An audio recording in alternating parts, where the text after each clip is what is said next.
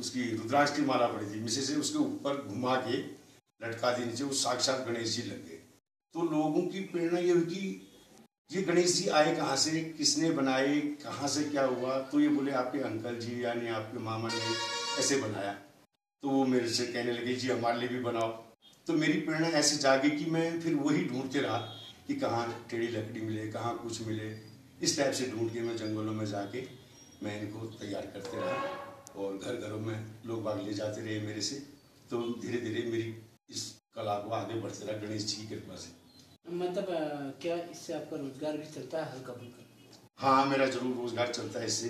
जो भी आते हैं लोग बाग में से अपना जो है कि 1500 रुपया या 10-15 दिन में कर ही लेता हूँ। अपनी पेंटिंग वगैरह वगैरह काम बढ़ाते रह रहा हूँ मैं इसमें।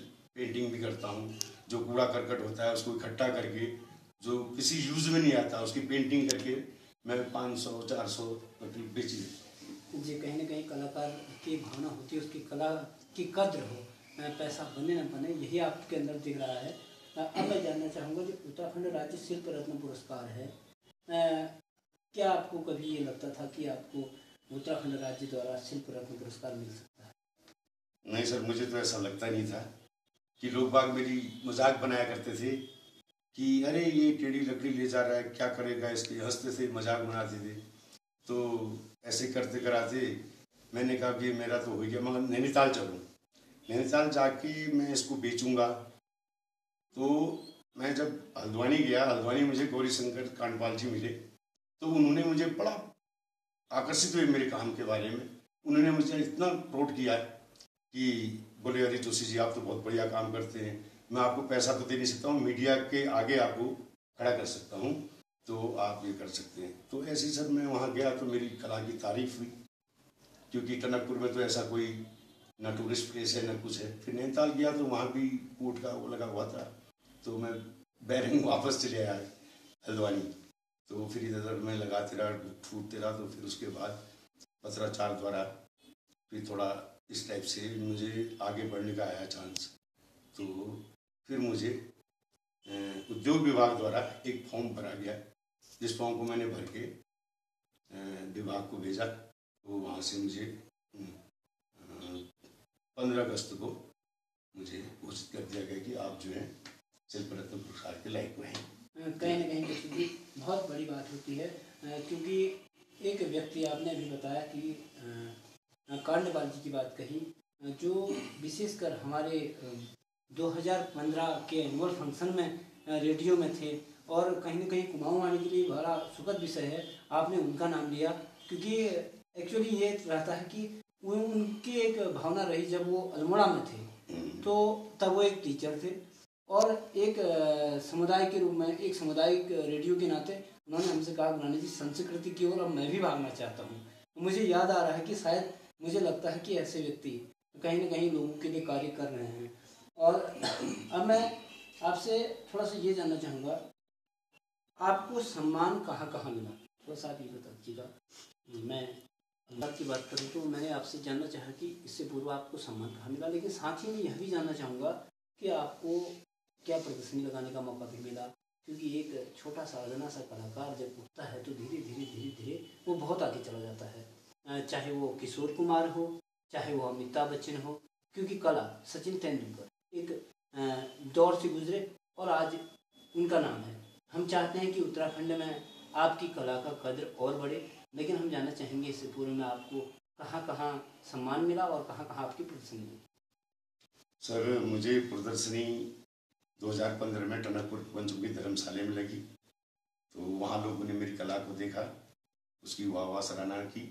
उसके बाद मुझे अभी मार्च में 13 तारीख को फिर मुझे प्रदर्शनी मिली, जो मेरी प्रदर्शनी लगी हुई है भी।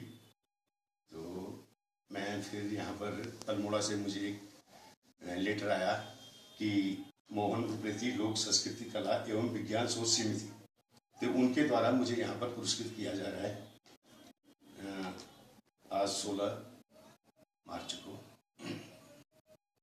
जी, आपने बताया कि 16 मार्च को आपको प्रोत्साहित किया गया। और मैं ये जानना चाहूँगा कि इसके अलावा एक चीज़ ये आती है कि आपने इतनी सारी काष्ठ कला में काम किया, आपने बताया कि गणेश जी की पहली मूर्ति आपने बनाई थी, इसके बाद क्या आपकी कोई विशेष मूर्ति रही जिसको आप ज़्यादा लोकप्रियता मिली, लोग जानना चाहेंगे और मैं भी जानना चाहूँगा? सर मैं गणेश जी क्या, मैं एक वृक्ष की तुलना करता हूँ कि वृक्ष जो है, वृक्ष में भगवान पशु पक्षी का वास है। तो वो जब बरसात में सड़क गल बह जाती है तो मैं उसका कलेक्शन करता हूँ।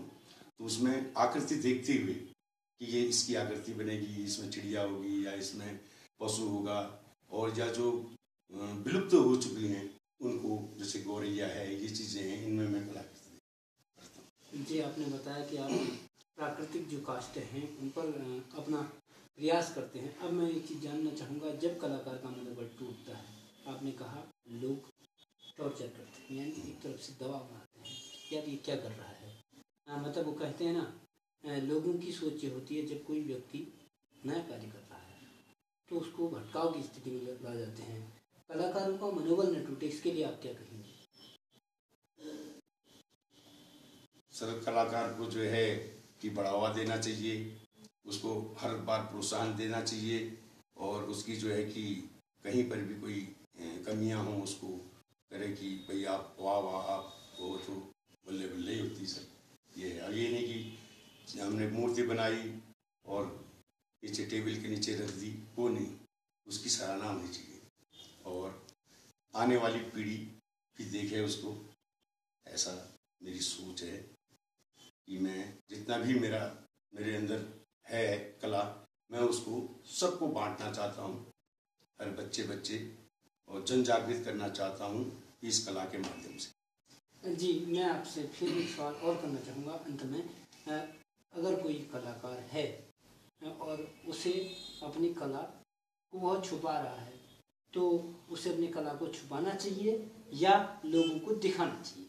नहीं सर, अपनी कला को जो है बांटना चाहिए, इतना बांटना चाहिए कि जो आने वाली पीढ़ी देश विदेश की हमारे उत्तराखंड, हमारे राज्य की कला को पहचाने, ये मेरा उद्देश्य है।